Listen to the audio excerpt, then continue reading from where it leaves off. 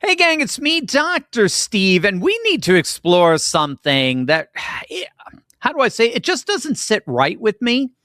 What's coming out still about Minnesota, the corruption of Minnesota, of Tim Walz, of Ilhan Omar. I mean, it should just make you sick. And ironically, despite being caught, Ilhan Omar went on to win her primary in an absolute landslide. It turns out she won with 80% of the vote.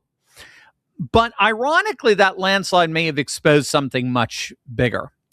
Her district already knew about the massive fraud allegations in Minnesota before voting, obviously. Nick Shirley, of course, exposed Minnesota, and they've paid for it dearly. In fairness, the HHS froze childcare payments across Minnesota. A daycare owner featured in Shirley's reporting was charged in an alleged $4.6 million scheme. The DOJ charged 15 people in cases totaling more than $90 million. When all is said and done, prosecutors now estimate that the broader fraud could exceed $9 billion. Now, Ilhan Omar denied knowing anything, despite being completely caught by the Shirley investigation. And then, as if to add insult to injury, Minneapolis voters returned her to office with 80% of the vote. You wonder why Minneapolis has so many slums, right? And for me, that's the real story. I mean, despite the scandal surrounding Minnesota, it's her political support. It's barely moved. So if we have these Democrats in office, is anything really ever going to change? Are they going to continue stealing taxpayer money to enrich themselves, all the while their pathetic Democrat voters just continue to keep them in power? Well, my guest today is an expert in U.S. political corruption and the only person I know helping patriots understand how they themselves can overcome the elite establishment holding them down. So make sure you stick around, because he's going to show you the one part of this system that ordinary Americans can actually see for themselves and even benefit from. So it's mind-blowing stuff here. But President Trump wasted no time in shaming Minnesota for their love affair with Ilhan Omar. Here's the president and what he had to say about it. Between California's policies of enabling wildfires, paying drug addicts to be homeless, giving free sex changes to illegals, and telling rich people they're going to take away, all of your money is going to be taken away. People are fleeing, and they're fleeing in droves. We can't have that in this country. It's becoming such a horrible and dangerous location. So this is what President Trump is talking about. She somehow went from a negative $45,000 net worth to now over $30 million. How's that even possible? So here's the question I want to explore today. Why does accountability in Washington, D.C. seem so difficult? Because this isn't only about Minnesota. There's another system operating right in front of us that we've talked about repeatedly on this program. Members of Congress buying and selling stocks while simultaneously sitting on committees that regulate those very industries they're investing in. So they're receiving government briefings, they're voting on spending, they're discussing legislation, and sometimes we see them producing investment returns that would make professional hedge fund managers pretty jealous.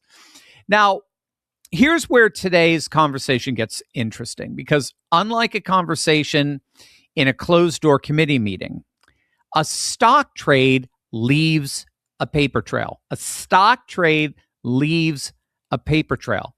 They have to report it. And my next guest has spent almost a decade studying those reports. My good friend Ross Givens is a 20-year veteran of the stock market. He's worked as a broker, a fund manager, and served as vice president of investment and management at JP Morgan Chase.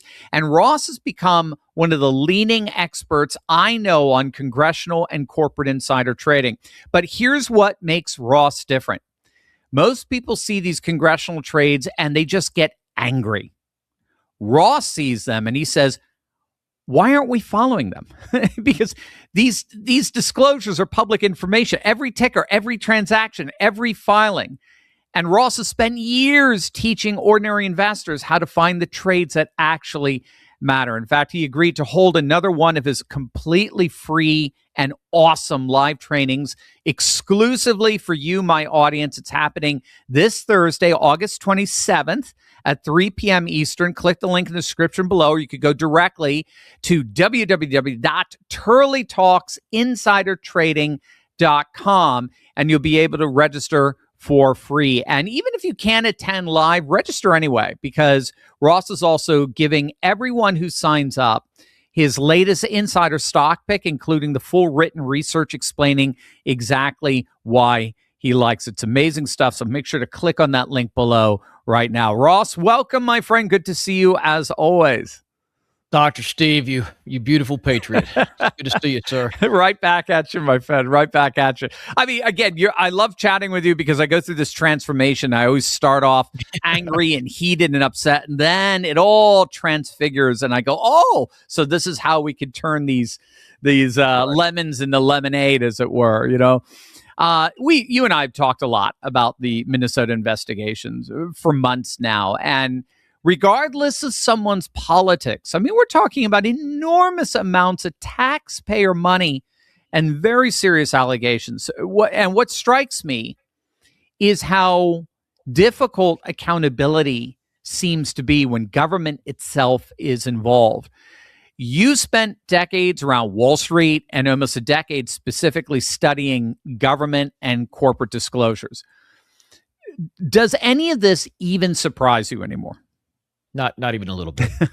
No. I mean, look, when's the last time we've heard a president, any member of Congress say, I made a mistake. Right. I was wrong. Right. I'm sorry. Right. But there is an important distinction here, and that is that fraud is a crime. So, and I try to separate these two things, because when someone steals taxpayer money, not gets used information to benefit others, but steals taxpayer money, that is something prosecutors have to prove in court, and people get investigated and charged and tried. If they're guilty, they're punished.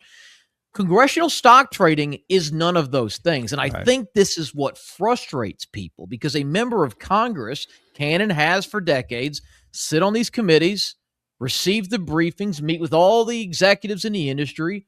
They vote on legislation that has huge effects on these sectors, and they can still legally buy, sell, trade these stocks in any circumstance. Right. And so while they're not all insider trading, a lot of them are. Right. And the system itself, just by nature, creates potential conflicts that none of us face. And even Trump said it about his kids. They asked him, are your kids inside? He said, it will be impossible for my kids to do anything without having inside information. And it's just true because of their sphere of influence, their sphere of who they're around. Right. No, that's a great point. I like how he's honest about it in that sense. And there's, we've talked about this before as well. There's a law, as I understand, that's supposed to address this, the Stock Act. Just for those who don't know about this law, what does that law actually do, or what is it supposed to do? Well, what people think it does is prevent Congress from insider trading. What it actually does is show us the stocks they're buying. It's kind of a funny thing, because people hear Stock Act, and of course they passed this thing a decade and a half ago, touting it as this thing to make it all fair to move it, but it's not what it did. It basically clarified that members of Congress are subject to insider trading laws, but it created these disclosure requirements. So they can still buy stocks, they can still sell, they can do options and exotic. They just have to report the transactions. And this is where all the value is for us. These disclosures are hugely beneficial because it lets us see exactly what they're doing, what exactly stocks they're buying. Yeah, and this is the transfigurative moment here. This is the transformation. That's why I love chatting with you. So basically, Washington created a disclosure system, and then you turned it into what's in effect a stock screener, in effect, right? That's actually, yes, exactly what I did. That's a good way of looking at it. Yeah, and look, I used to get frustrated with this stuff too, right? But at some point, you kind of come to the realization that, look, I can complain about it, I can whine, I can call my congressman, but listen, Congress writes the laws. Right. They're not going to change something that makes them money. So instead of complaining about it, I'm just using it. I'm reading the filings. I'm seeing what stocks they buy, and we're looking for these opportunities, these investment opportunities to follow along. Right. Well, turning the lemons into lemonade again. Exactly. Yeah. Right. Yeah. And what people need to understand is you don't have to know, like, you don't need to know what's in somebody's head. I can't tell you why a politician bought something. Usually we find out 3 months, 6 months, 9 months later, but we can see what they're buying. And so there is this filing with a hard date. It'll give you the ticker symbol, the transaction size. And so then you just kind of take some common sense to it. And right, all right, this person is buying up these 3 defense stocks. Do they maybe sit on a defense committee? Are they maybe in charge of the DOD budget? Right? Is this an unusual purchase? There's some of those guys that trade hundreds of times a year. There's some that buy 2 stocks a decade. Those 2 stocks are pretty important. Why are you suddenly buying something, right? Right. So you kind of put the whole picture together. In other words, like if other members of Congress are all buying that same stock with the same information, and that's where this stuff becomes really, really useful for investors. You just look for the obvious stuff. Yeah. Do you mind? Can you give everybody an example? Because you've shown me some crazy ones over the years. There's that one that I said it kind of reminds me of the German band Rammstein or something like that. Oh, Susie Lee's trade. Yeah. We talked about it before, but some of you viewers may have forgotten. So she's one of those people that doesn't trade very much. Right. I think she's didn't bought anything in like 2 or 3 years, not a single stock. But she sits on the House Appropriations Committee, the Defense Subcommittee, right? So she's there deciding which contractors get which payments, what we buy from them. And suddenly she buys one stock. And, listen, if somebody's buying Apple, if somebody's buying NVIDIA, they're like, that's a stock we all own, right? But the one stock this one buys in 3 years after sitting on numerous defense subcommittee meetings is Rheinmetall. Rheinmetall, I always forget that. I always think Rammstein. I don't know why. Yeah. Well, it's a German company, but they're an arms manufacturer, defense company. That even trade on the U.S. exchanges. Like, you've got to buy this thing over the counter. So like, if you've just got a Robinhood account, you can't even get it. Wow. That's an odd stock for it to be the one you buy in 2 or 3 years, right? And then here's the chart of what that stock did over the following 9 to 10 months. It was up 306%, just truly took off. Dang. So now, again, Susie, don't audit me. I'm not saying you had inside information. Maybe you're lucky. That's possible, right? Right. But if you're this lucky, I don't think you were. I think you probably knew something, but that's just my assumption. Either way, if I see people that are involved in defense appropriations or some other committee buying obscure stocks in that area where their decisions, their legislation affects, that's something I want to see, and following along more often than not can make you a great deal of money. Yeah, and that's the distinction that I think is so important here. And this is again why I love your free trainings. You're not saying blindly copy every politician. No, man. If AOC was buying something, I wouldn't be interested, right? But if Pelosi's loading up $5 million worth of call options, you have my attention, Nancy. And so that's just the listen. When you have 435 members of the House, 250. So you got these people. Some of them are going to be terrible investors. Some of them were bartenders or English majors or whatever. But some of these people were former CFOs. They're well-connected attorneys. Right. They have donors. And so again, that's what I hold these training events for, right? Because it is a lot of information. If you tried to follow everything, you'd be overwhelmed. But usually we see 2, 3, 4 of these a month that are just real anomalies, real no-brainers, something that makes you stop and say, why did you buy that stock? Or why are you all buying that stock, right? So that's the question we're trying to answer.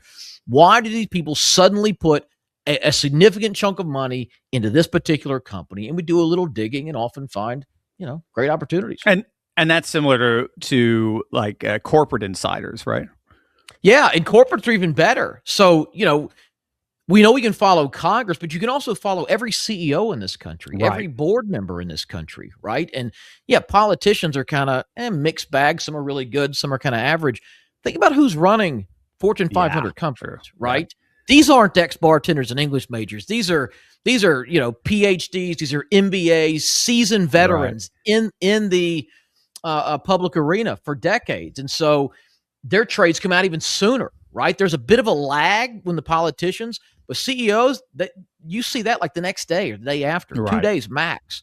So, when you've got a chief medical officer of a little biotech company working on drug trials, then he puts his whole annual salary into the stock on a Tuesday, maybe something good is coming, right? When you've got a board that hasn't bought the stock in 5 years, and now 6 of them have all put 6 and 7 figures apiece out of nowhere, they might be working on something. Maybe they're about to get bought out. Maybe there's a huge quarter, right? So that's the kind of things we're interested in. And, well, I'll go over this in the training, but basically people that rarely buy an R now, some of them are really good at this. They always buy at the lows. They always buy before stocks make a big move. We want to follow those. When we see a lot of them buying together, that's all significant, right? So again, none of this guarantees the stock goes up. I'm not going to try to sell some story that you're going to win 100% of the time. Obviously, that's crazy. Nothing does. But, in investing, you're just trying to give yourself some kind of an edge. Right. And if you're Goldman Sachs or you're Warren Buffett, you have better information than anybody else. You have better contacts. What edge do you and I have in the public equity market that's going to make us outperform Goldman Sachs? Not a lot. Right. So the people who do, we can see what stocks they buy. We can see when they buy them. And that, I think, is our edge, just putting those clues together.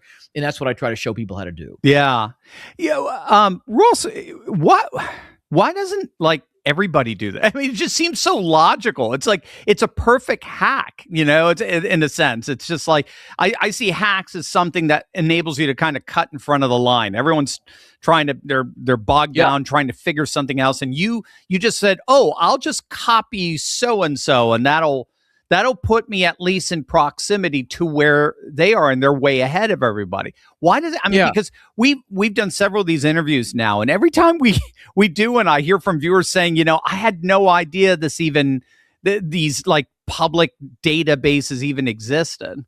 Yeah, look, people know it goes on. It's thanks to channels like yours and news stations, like people like yourself who are putting this information out there, but they don't know how to find it. And the information is public. That is 100% true, but it's not convenient. I mean, like everything else the government runs, it's not efficient. It's not easy to use. It's not designed to be used, as you called it, a stock screener. Right. So it's out there, but they don't make it easy. And I show people all this. So all the government disclosures are scattered in 2 databases, both free. There's a website for the House and there's one for the Senate, but you got to go name by name and find them and pull the PDFs and all that.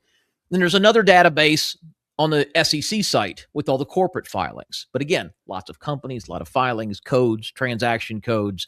It's just kind of a mess if you don't know what you're looking for. So what we try to show people how to do is tune out the noise and just find the stuff that's real gold, right? Because you can ignore 95% of the stuff. Right. And I think most people know it happens. They know they could follow this, but for a lot of people, just getting involved in investing can be complicated enough. This is like, oh my God, I've been doing this for 20 plus years, right? So it's a little easier. And I pride myself in trying to make something pretty simple. And that's what we do. That's why we do the trainings.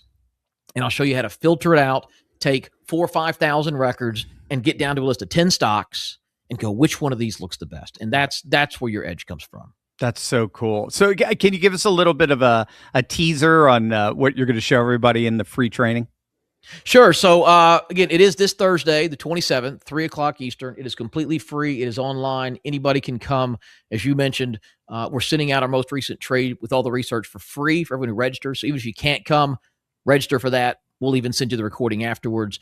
But I'm going to show both things. One, how the congressional stuff works, how the corporate filings work.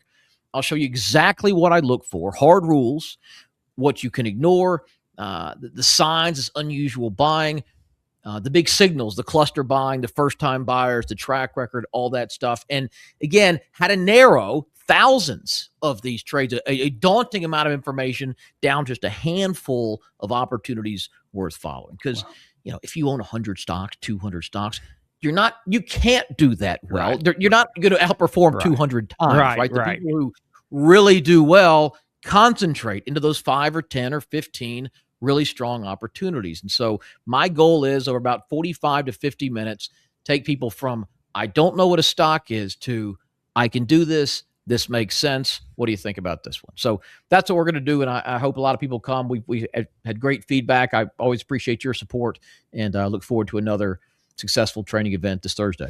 And you're giving away for everyone who signs up, registers for the free training. You're going to give actually a trade just for registering. Yeah, no, they get our full report. So the most recent one, we find 3, 4, 5 of these a month, but these are for our paid members. We're giving you the most recent one for free. So just put your number in. We'll send that to you, an easy link. We can even send you a reminder before the event starts, but it'll have all the research, which insiders are buying, the stock, the ticker, how to get in without taking a lot of risk. And I send that out both to try to help people, but also so they see what's available. Yeah. And I think when you see, oh my goodness, I had no idea all this was public. They're like, okay, I gotta hear what this guy says. So yep, that's it. But it's all free. I love it. I love it, gang. You got to do it right now. Click on that link below. Again, it's this Thursday, August 27th. 3 p.m. Eastern. It's online. It's completely free. Go to turleytalksinsidertrading.com or just click the link in the description. Again, even if you're busy Thursday afternoon, register anyway so Ross can send you that free insider stock report. Ross, let me ask you one final question here. So after almost 9 years of doing this in particular, what do you think is the biggest mistake somebody makes when they first discover insider trading data? Well, I think they believe that every trade's significant. And I see this on every training events. They'll say, Ross, look up this stock. I just saw that the CEO bought 20,000 shares. It's like, yes, that's true. He did. But then I go, but he bought 20,000 last month. And the month before, and the month before, and the month before. Oh, so it's dollar cost averaging or something. Really opportunistic, right? He put $100,000 into this stock. He owns $48 million worth of stock. Right. So if he were really that excited about it, he might up his position by more than a fraction of a percent, right? So it's that there's no one magic bullet. You just have to take it all in context, right? You want to see something unusual. You want to see big size relative to that person. The timing is important. Their history, if you go back and they're just not good at this, every time they buy, the stock fell. Well, then don't follow them this time, right? And that's really the skill. It's just common sense, putting these clues together and getting the whole picture, finding stocks that they rarely buy, or they're buying in much bigger size than normal, or at a company where they don't normally buy, or right before some big piece of news like an earnings report or a drug trial. And so that's what I think the big aha moment for people is figuring out which signals are worth paying attention to. I like that. Yeah. A signal, not noise, right? That's why I love having you on. I mean, we could spend all day arguing and belly aching about whether Washington is ever going to change. Maybe it will, maybe it won't. But in the meantime, there's something very practical people can do today. They can educate themselves. They can learn how these disclosures work, and they can see the information for themselves. So again, Ross's free live training is happening this Thursday, August 27th at 3 p.m. Eastern. Go to turleytalksinsidertrading.com. That's turleytalksinsidertrading.com, or just click the link below, get registered. And you'll receive, just by that registration, you'll get Ross's free insider stock pick and the accompanying research just for signing up. And then join us on Thursday at 3 p.m. Eastern when Ross walks you through the entire process live. It's amazing, amazing stuff. Ross, always eye-opening. Thanks for joining us again, my friend. Hope to see you soon, man. Absolutely, Dr. Steve. Thanks.